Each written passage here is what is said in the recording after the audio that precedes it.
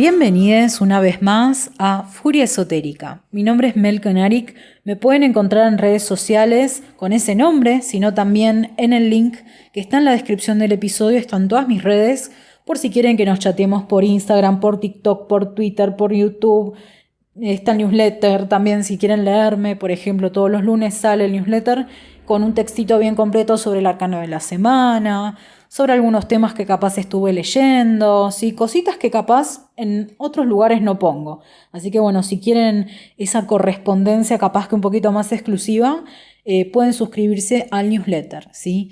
También, bueno, como les comenté en el episodio anterior, todo lo que charlemos hoy está pura y exclusivamente basado en mi opinión y en mi experiencia. Y como les dije anteriormente, no me considero la dueña de la verdad. Mi intención no es aleccionar a nadie, o sea, no me considero yo una maestra de otros practicantes, ¿sí? Cada uno forma su camino, hace su camino, y también somos todos personas distintas, con lo cual muchas veces el rumbo que tome este camino va a depender de las cualidades personales de cada uno, ¿sí? Con lo cual, como les digo, tómenlo como lo que es, una opinión. Pero bueno, la inspiración de hacer estos 2 episodios, como les contaba la vez anterior, son las personas que se me acercan a preguntarme cómo empiezo, ¿sí? Cómo empiezo a practicar, por ejemplo, el tarot, cómo empiezo a practicar la astrología, cuándo me voy a sentir lo suficientemente confiada o confiado para empezar a ofrecer consultas, ¿sí? Y acá hay una respuesta que es un poco desalentadora, ¿sí? Pero la realidad es que creo que nunca dejamos de tener como ese mínimo de pánico escénico, ¿sí? Cuando vamos a ofrecer una consulta. Hay personas que lo pierden antes, hay personas que lo pierden después, pero al principio siempre va a ser intimidante y siempre uno va a sentir que necesita saber más, ¿sí? En muchos casos es cierto que uno necesita saber más. Ahora vamos a hablar un poquito de los plazos, de los tiempos y etcétera, ¿no? Pero una de las maneras más prácticas, ¿sí? De decir, bueno, me pongo un plazo de tiempo para empezar a ofrecer consultas de verdad o en serio o a personas que no conozco, es decir, bueno, por 1 año voy a practicar y no le voy a cobrar a nadie. Y ahí es ahí cuando aparecen tus primas, tus primos, tu tía, tu tío, tu mamá, tu papá, tu vecino, tu compañero de trabajo, tu compañero de la facultad.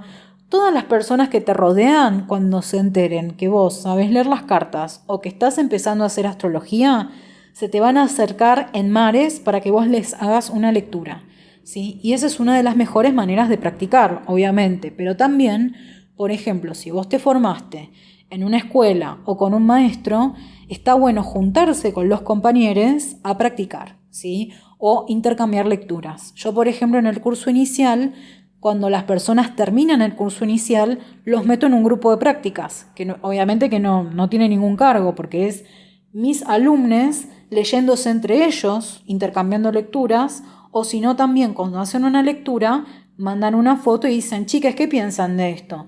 Y ahí obtienen varias perspectivas de personas que se formaron con el mismo contexto y que obviamente es muy enriquecedor porque por más que tengamos la misma formación, uno siempre tiene una interpretación distinta de un lenguaje simbólico, ¿se entiende?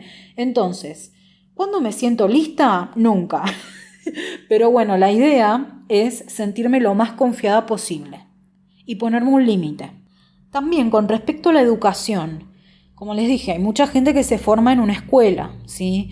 Capaz que no considera suficiente la formación que obtuvo en esa escuela, se mete en otra escuela o se forma con otro maestro, obtiene varias formaciones. Eso está bien, ¿sí? Porque capaz que no resonamos con nuestro primer maestro, resonamos con el segundo, ¿sí? O también hay personas que, a pesar de que ya empiezan a ofrecer consultas, se siguen educando. Me parece que está bárbaro, porque uno siempre aprende cosas nuevas mediante la lectura, mediante el consumo de nuevos materiales, ¿sí? Yo creo que es más, está buenísimo que uno nunca deje de aprender, que nunca considere que ya leyó todo, que ya investigó todo, que ya aprendió todo, ¿sí? Ahora, con respecto a la preparación mínima, va a depender de cada disciplina, porque por ejemplo, yo no sé si me sentiría confiada de ofrecer consultas si yo, por ejemplo, le hice lectura solo a 5 personas, o a 10, o a 20. Yo, por ejemplo, en el caso del tarot, yo recomiendo como mínimo 1 año de práctica sin cobrar o bien a la gorra, ¿sí? ¿Por qué? Porque es mi parámetro, ¿sí? Y acá de nuevo, yo no voy a juzgar a las personas que ya se sienten confiadas para ofrecer lecturas. Lo que sí capaz observo es que se pueden llegar a encontrar con situaciones que no sepan interpretar o se pueden llegar a encontrar con problemáticas con las cuales se les acerquen sus consultantes que no van a saber resolver y van a tener la presión de una tarifa que ustedes cobraron para resolver esa cuestión, ¿sí? Y muchas veces la calidad de la respuesta que ustedes den no solo va a estar basada en el conocimiento, sino en las lecturas anteriores que hayan hecho, ¿sí? Y en las respuestas que se hayan encontrado en esas lecturas similares, ¿se entiende? Entonces, acá no es una cuestión de juzgar a la persona que recién empieza, porque de nuevo yo estuve en ese lugar y también los tiempos de cada persona son distintos. Pero, por ejemplo, alternativas que les ofrezco, ¿no? Si quieren practicar a lo largo de 1 año, por ejemplo, y ofrecer consultas a la gorra, por ejemplo, a personas que no conozcan, o bien hacer lecturas gratis, un tope por día, obviamente, porque uno tiene trabajo en general, tiene cosas para hacer, o mismo también decir, bueno, a partir de tal fecha, yo me voy a preguntar si ya estoy lista. Esas son como las alternativas que planteo, ¿no? De nuevo, acá la idea es que ustedes se hagan estas preguntas, no que yo se las responda, ¿sí? Ahora, con respecto a qué virtudes debería, y acá es de nuevo mi opinión, tener el practicante esotérico, ¿sí? Primero que nada, paciencia. Y acá yo agradezco mi formación anterior, que es haber trabajado tantos años en atención al cliente, ¿sí? Porque obviamente que muchas veces vas a recibir capaz palabras bruscas de parte de un cliente o impaciencia o capaz que la comunicación va a costar al principio porque va a depender de cómo conectes con cada persona, ¿sí? La idea para evitar inconvenientes es que estén bien claras las pautas de la consulta desde el principio. Por ejemplo, si yo pido un pago por adelantado para reservar el turno de la consulta, lo dejo claro desde el principio, ¿sí? No es que espero a que la persona no me pague y espero 1 semana, me hago mala sangre y después le contesto mal porque no me pagó. Le dejo en claro que ha caducado su oportunidad de reservar ese turno y que si quiere reservar vamos a tener que pactar para más adelante. No me lo tomo personal porque como muchas veces nos comunicamos por mensaje con las personas, digo, a la persona le puede haber pasado algo, no es que necesariamente no te contestó porque le dio fatiga, o sí, pero la idea no es enojarse, ¿sí? Con estas falencias en la comunicación, sino tomarlas como parte de un trabajo que implica atender a las personas, ¿sí? Y tener un trato 1 a 1 con las personas. Si no tenemos esa paciencia, la tenemos que ejercitar, y si no la podemos ejercitar, capaz que nos conviene dedicarnos a otra cosa, ¿sí? Mismo también hay que practicar un poco la empatía. Como les decía en el episodio anterior, puede ser que a mí a veces se me acerquen personas que están pasando por un problema, porque muchas veces la consulta esotérica viene de un dilema o de una preocupación, ¿sí? Que la persona no, siente que no puede resolver por sí sola o bien que no ha obtenido respuestas por otros canales, ¿sí? Entonces la idea es empatizar con esa persona y decir, me pongo en sus zapatos. Puede ser que la persona no sea 100% simpática o 100% paciente o 100% copada, pero bueno, la idea es que yo le puedo ofrecer un servicio más allá de eso, ¿sí? Y también empatizar con que la persona capaz no tenga educación, que aunque capaz la persona no tenga recursos desde su persona, por ejemplo, porque todos hemos crecido distinto, porque todos nos hemos educado distinto, entonces no despreciar a la persona que se nota que capaz que no tiene idea sobre algunas cosas, porque eso es pararse desde una posición soberbia y eso nunca le hizo un favor a nadie, ¿sí? Por ejemplo, puede ser que un consultante te haga una pregunta que puede sonar un poco tonta, por ejemplo.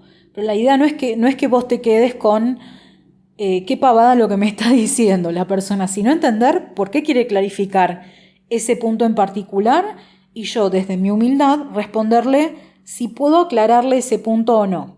Porque acá también yo creo que es importante ser humilde. Por ejemplo, ¿no? Les voy a dar un ejemplo muy concreto. A mí cuando se me acerca una persona y me pregunta, ¿vos podés saber con las cartas si mi pareja me está engañando? Yo le respondo que no, primero que nada porque no soy vidente, o sea, soy tarotista, pero no tengo don de evidencia. Yo puedo adelantarme a cosas que pasan en el futuro, no porque yo las veo en mi cabeza, sino porque traduzco desde el idioma simbólico de las cartas qué situaciones se pueden llegar a dar, ¿se entiende? Pero no puedo ver, por ejemplo, a tu pareja con otra persona que es así, asá, de tal altura, con tal cabello, etc. Hay personas que capaz que sí pueden, por supuesto, yo no. Entonces, yo cuando se me acercan con esa consulta, les soy sincera, les digo, yo no puedo ver eso, pero hay otra parte que me la guardo, ¿sí? Porque acá es importante saber qué decir y qué no decir, porque hay cosas que uno las puede pensar, pero no hace falta que las diga, ¿sí? Que es que para mí no es ético, ¿sí? Fijarme si a la persona le engañan o no le engañan. Yo siempre digo, bueno, capaz que para esta cuestión es mejor contratar un detective privado en vez de preguntarle a una persona que tira las cartas, ¿no? Pero yo nunca le voy a decir eso a mi consultante, porque me parece una falta de respeto, me parece que estoy desmereciendo su inteligencia cuando la persona se me está acercando con una duda que si no sabe del tema es completamente legítima. ¿Se entiende? Entonces la idea no es faltarle el respeto, sino aclararle hasta qué límite llega mi capacidad, ¿sí? Y así se evitan los malos entendidos. Hay otra cosa que es muy importante y acá también va a depender del criterio de cada uno, así que no quiero herir susceptibilidades innecesariamente porque, como les digo, es mi opinión, que es el tema de la discreción, ¿sí? Cuando el consultante se nos acerca con una preocupación, muchas veces nos va a revelar detalles que son del orden de su privacidad o de su intimidad, ¿sí? Entonces, yo bajo ningún concepto comentaría el contenido de una consulta, más allá de que no dé nombres, ¿sí? Sin el permiso del consultante. Por ejemplo, yo nunca haría una publicación de decir, se me acercó una persona de tal edad con esta preocupación y esta fue la lectura o esto fue lo que le dije yo, ¿sí? De nuevo, por más que pase por el orden de lo ridículo o de lo gracioso, porque es una falta de respeto, ¿sí? A eso me refiero. Primero que nada es una falta de respeto. Segundo, no nos olvidemos de algo que es crucial para todo este mambo, ¿sí? La lectura de cartas y la lectura astrológica y etcétera es un intercambio de energía. El intercambio de energía tiene que ser justo e equitativo.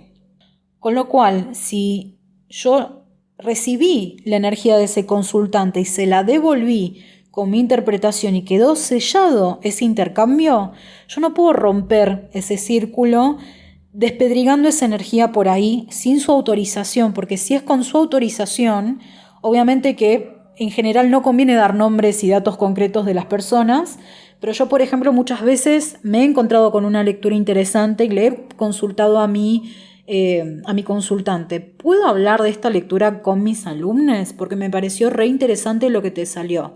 Si la persona me dice que sí, yo no revelo datos a mis alumnos, obviamente, para que no sepan quién es, ni tampoco lo puedan identificar por rasgos distintivos. Y si la persona me dice que no, no lo hago, ¿sí? Porque de nuevo, es del orden de la intimidad del consultante y si nosotros rompemos con ese pacto sagrado, nadie lo va a respetar, ¿sí? Entonces me parece como muy, muy importante este punto. De nuevo, si hay personas que capaz lo hacen, yo no las voy a juzgar. Este es mi podcast y es mi opinión, ¿sí? Ahora, como decían en el episodio anterior, el tema de la responsabilidad en cuanto a lo que comunicamos es muy importante, ¿sí?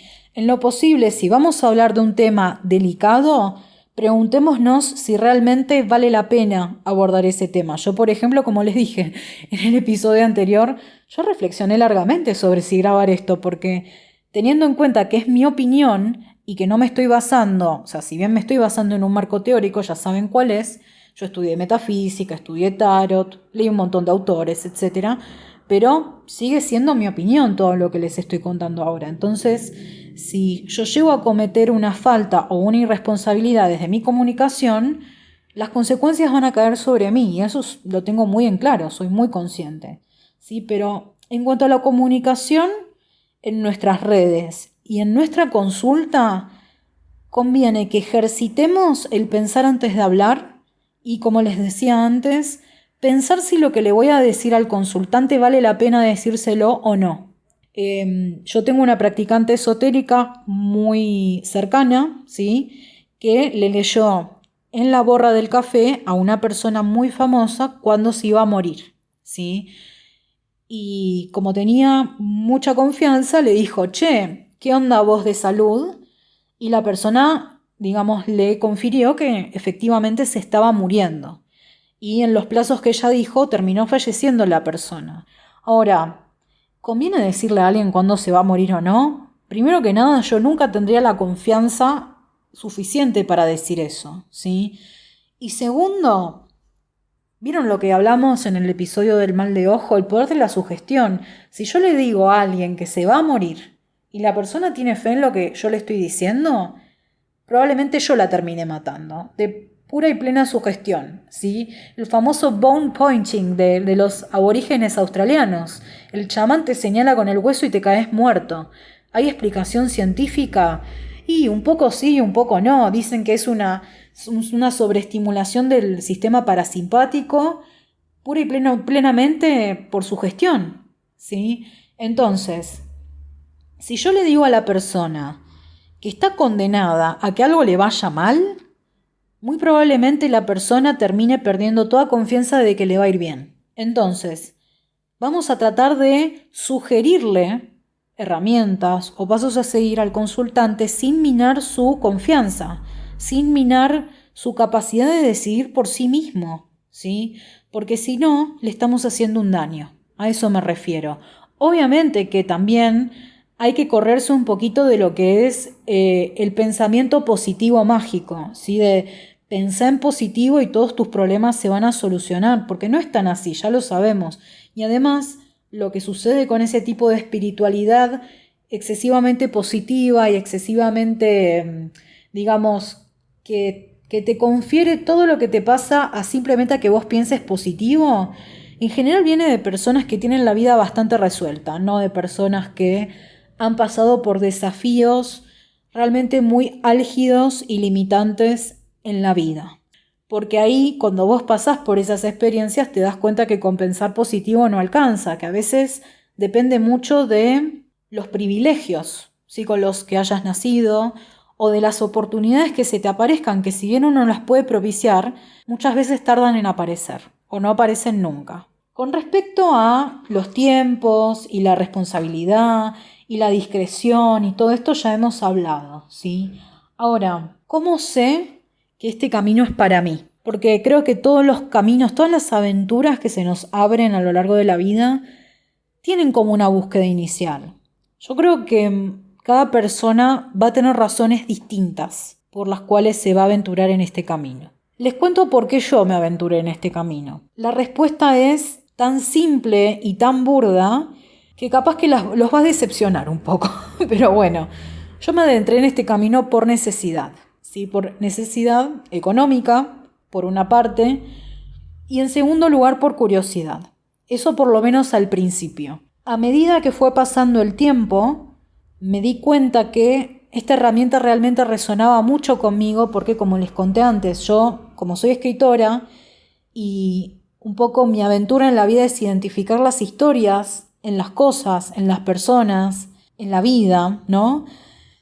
Me di cuenta que estaba trabajando de leer historias y que estaba en el lugar que correspondía estar. O sea, estaba en el lugar donde realmente me tocaba estar.